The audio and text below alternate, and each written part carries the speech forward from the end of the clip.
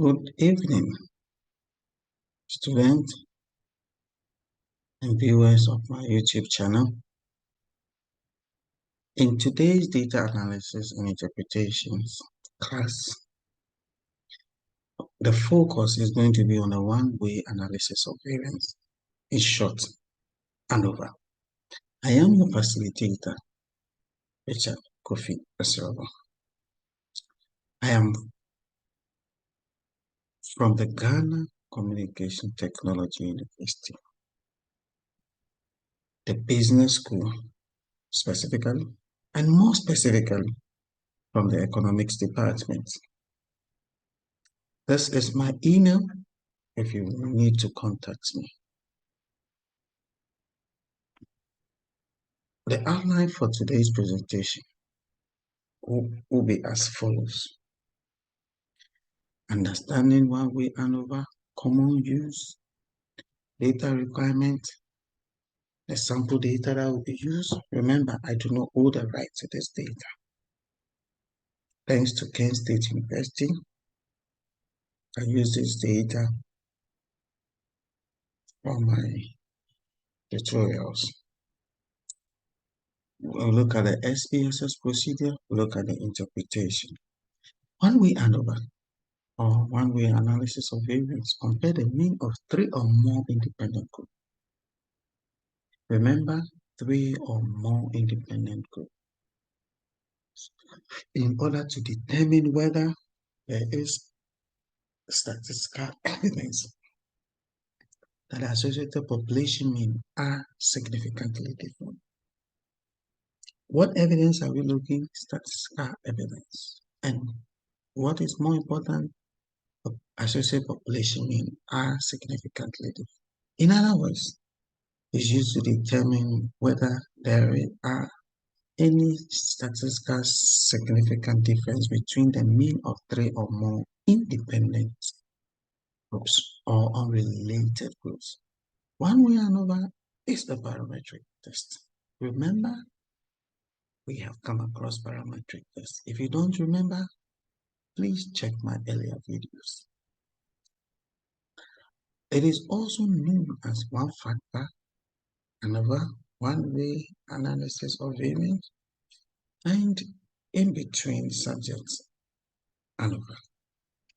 In one-way Anova, we are interested in 2 variables, dependent variable or the test variable. We have come across the test variable, especially when we started looking at the t-test. And then we have what we call the independent variable, also known as the grouping variable or the factor variable. And the independent variable is usually divided into 3 or more mutually exclusive. It means they do not have any relationship whatsoever, unrelated. What is a common uses, or what are the common uses? One-way Anova is often used to analyze data from field survey, experiment, and quasi-experiment. It is used to test statistical significant difference among the means of 3 or more groups, statistical significant difference among the means of 3 or more interventions, and statistical significant difference among the mean of 3 or more change scores. For instance, during the COVID era,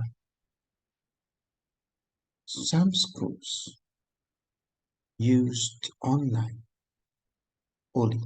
Others blended the online with what?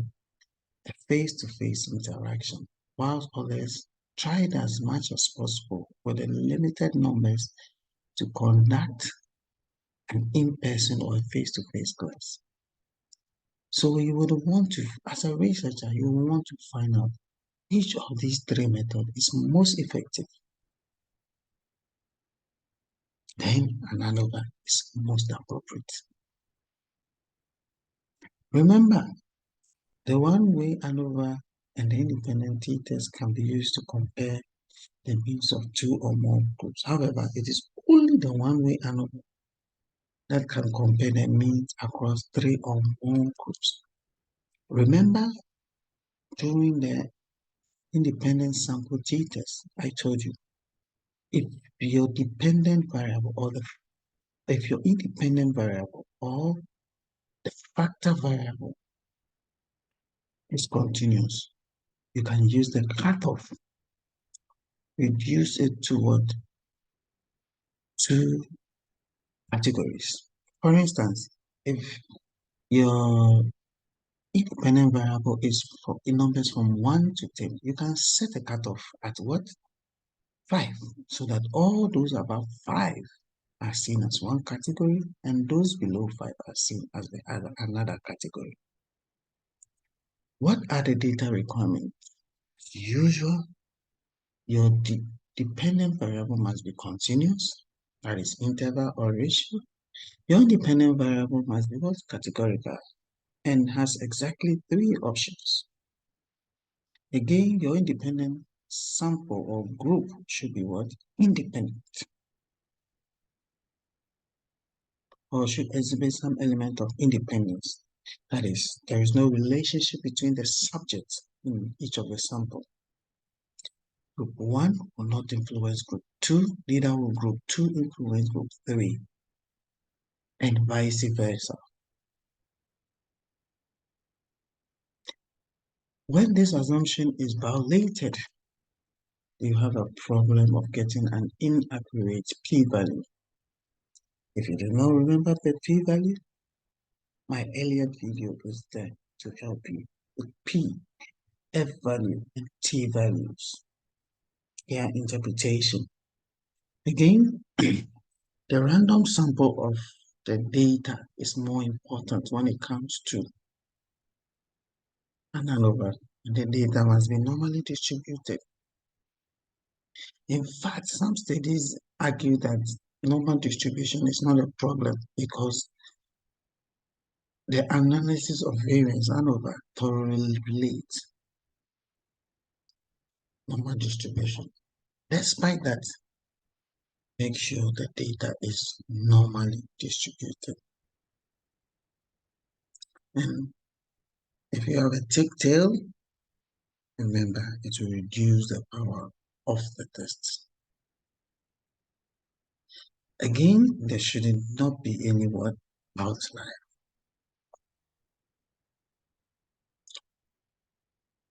Homogeneity, equal variance is equally important. When this assumption is violated and the sample size differ among the p-value among groups, the p-value for the overall f-test is not trustworthy. This condition warrants using statistics that do not assume equal variance among population. That is, you can use the Darwin forest test or the Welsh test. In SPSS, it is very simple. Using the option in the one where Anova dialog works. Among these 2 tests, the Welsh test has been proven to be stronger and superior than the BF test. So I advise the Welsh test. Again, when the assumption is violated, regardless of whether the group sample size are fairly equal, the results may not be trustworthy for post-hoc tests. When variants are unequal, post-hoc tests do not assume equal variance.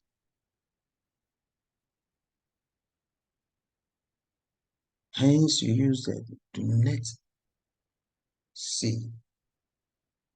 Please remember, very, very important, because it is not the results that is more important than the procedure that will yield what? A trustworthy post-hoc test. So if the assumptions of homogeneity is violated, regardless of whether the group size is fairly equal, the result may not be trustworthy for a post-hoc test. In that case, you use the do net C or the do net test. Note when the normality, homogeneity, or outlier assumption of one-way ANOVA are not met, run the non-parametric Kruskal-Wallis test or the KW test instead.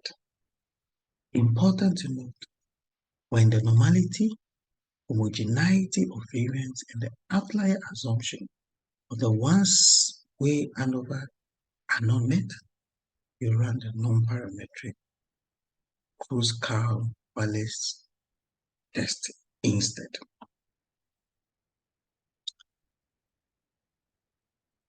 Researchers often follow several rules of thumb, one-way ANOVA. They argue that each group should have at least 6 subjects, ideally more.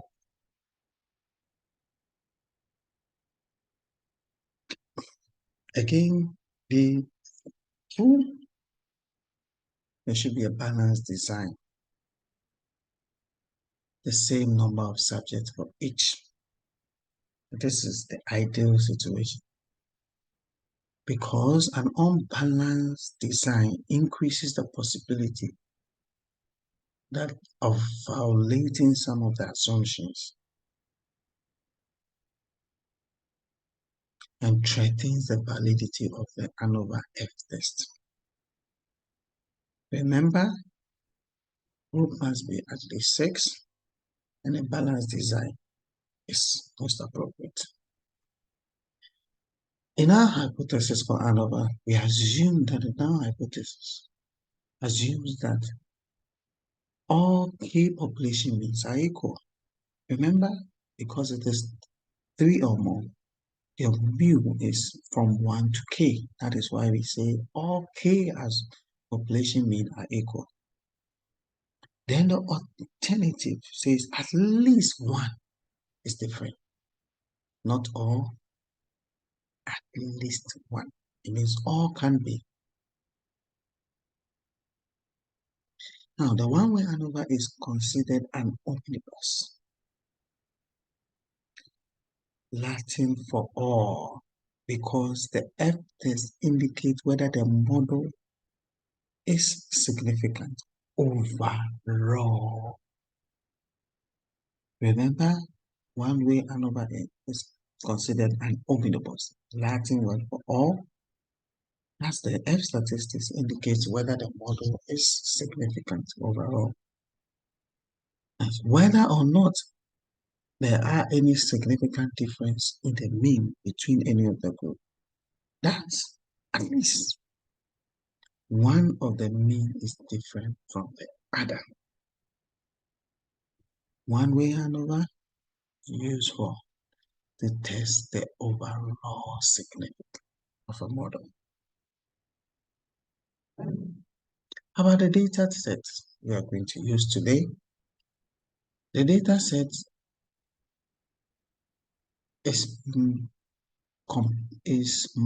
we are more interested, let me say that, we are more interested in sprint,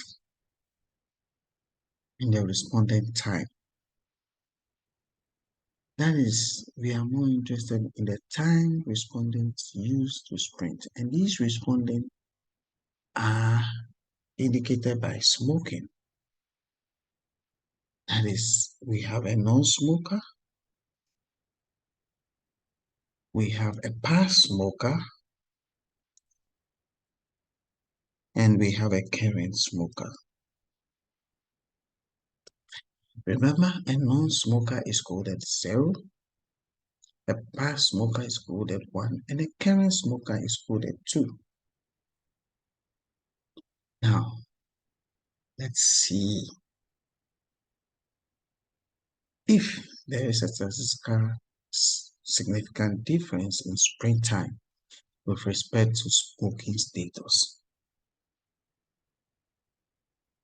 Remember, the sprint time will serve as your dependent variable and the smoking status will act as the independent variable. As usual, before you start your analysis, you have to do something. You have to examine the data. So we go to analyze descriptive statistics, and then we do a description. Alternatively, we can even go to compare means. Procedure analyze, compare means, and we'll look at the mean, and these descriptive summary will be generated. Again, we can go to analyze descriptive statistics, explore, and there's this beautiful box plot will be generated. From the box plot, it shows that there are no outliers, and the distribution is roughly symmetrical. Look at the thick line in between the box plots, almost the same. And the center of the distribution don't appear to have huge differences, just as I've said. Now, the median sprint time for non-smoker is slightly faster than the median sprint time for past smokers and current smokers. Look at this, the sprint time. For non-smoker, it's almost 6. For past smoker, almost 6 point maybe 4. For current smoker, it's around 6.5 or 7, maybe. So this is important. Remember, if you've forgotten anything about the box plot, please watch my video on graphs. Let's run the descriptive and see whether we'll get the same output. So I go to my data.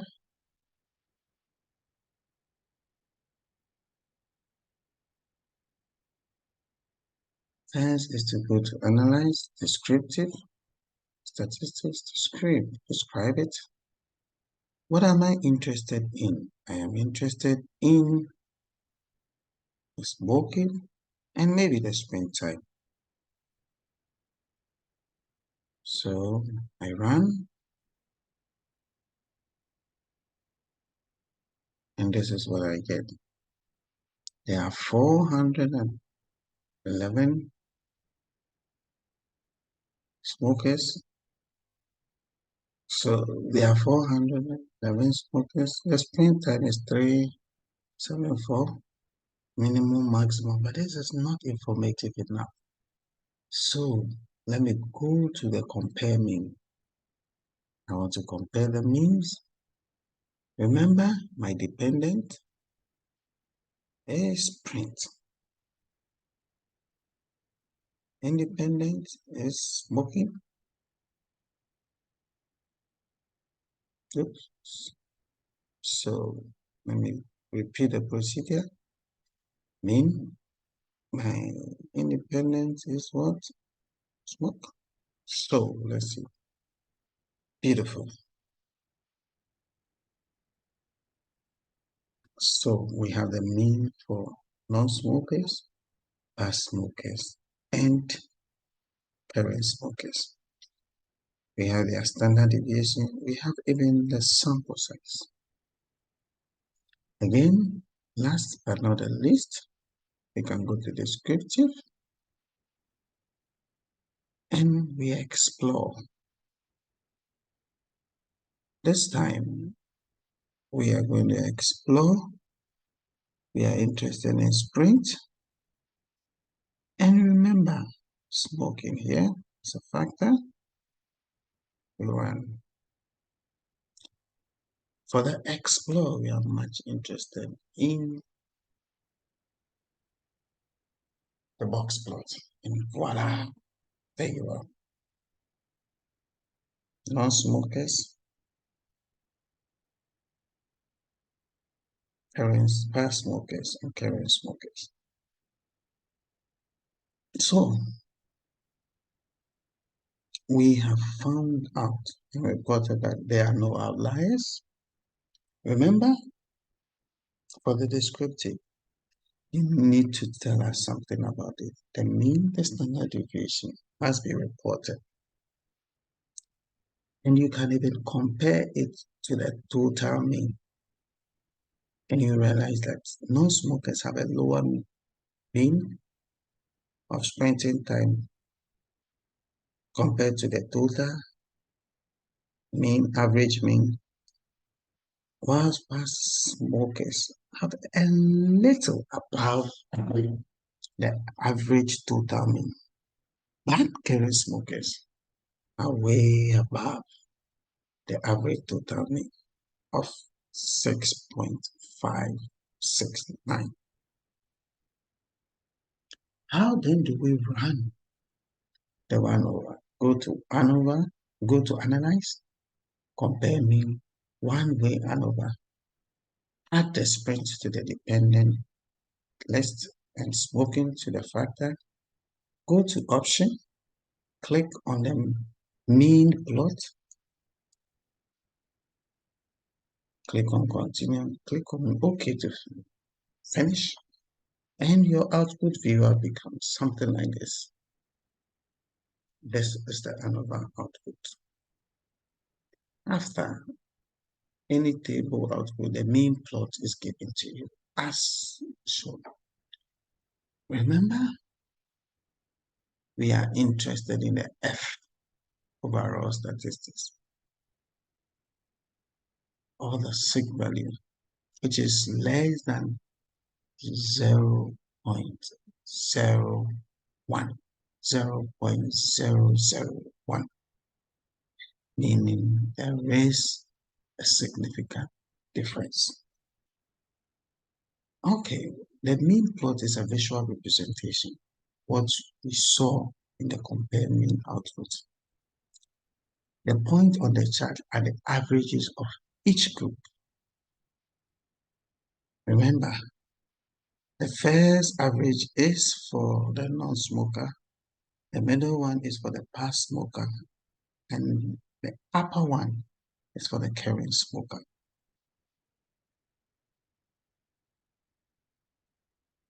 So how then do we conclude? We conclude that the mean sprint time is significantly different from at least one of the smoking group. So you state it this way: F with a degree of freedom 2 and then 350 sample equals to 9.209, but F is less than 0.01. Remember, our yardstick of comparison is what? 0.05. Note that the Anova alone does not tell us specifically which mean were significantly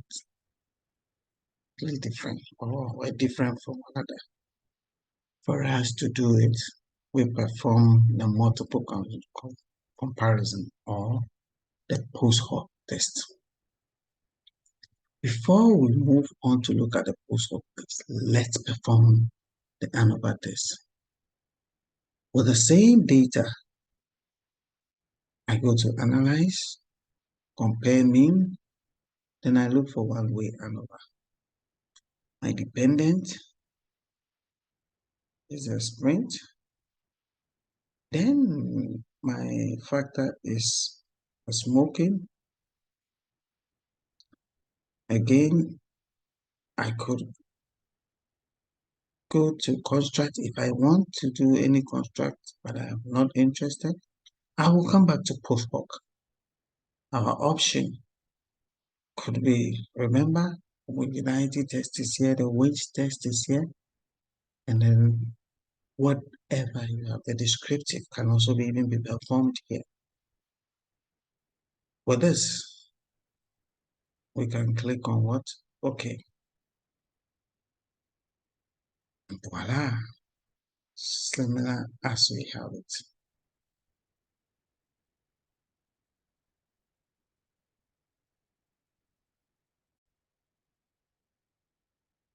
So back to my lecture notes. We have the same result. Remember, interpreting the Anova It's very easy. But before you interpret it, give us a vivid description of the data set in terms of the descriptive statistics. And an Anova is the result shows there is statistical significant difference. But which of them is statistically different? Is it between smoking and non-smokers? Or is it between past smoking and non-smokers, current smokers and non-smokers? To know that, we can perform the post hoc. And from the post hoc, we can then conclude. So how do we perform the post hoc? You saw the post hoc analysis. So I go back to my data, click on Analyze, click on Compare Mean, and then one way Anova. The data is already there. I click on post hoc. There are several of them, but the most common is the 2K. So I select the 2K, and remember the donuts here. If you remember what it is used for when the assumptions are violated. So we click on Continue, and we click on OK. Now, the multiple comparisons are our object of interest. A careful examination from the SIG shows that 0 and 2 are quite significant. Shows that the 0 and 2 are significant.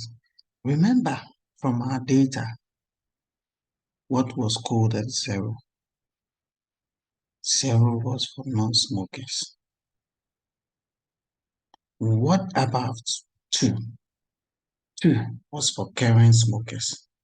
So, what do we say? We conclude that there is a statistically significant difference between non-smokers and current smokers. I repeat, we conclude based on the post hoc that what actually was causing the significant level was the relationship between what non-smokers and current smokers. So if you are asked to write a report, then you can say that smoking, there is what a significant difference between non-smokers and smokers. And even going back to our results, it shows that the difference in means are even higher between non-smokers and smokers. So, what are the takeaways? For you to love the video, just watch. You must one know what Anova is. 2, the assumptions underlying the Anova. 3, the data requirements and how to interpret the results. Remember, performing only the result is not good enough. You must come further to do a post hoc analysis to determine which of the factor variables are significant. On this note, ladies and gentlemen, students, we'll end today's class and today's meeting. Please have a good evening and see you for the next class. Bye.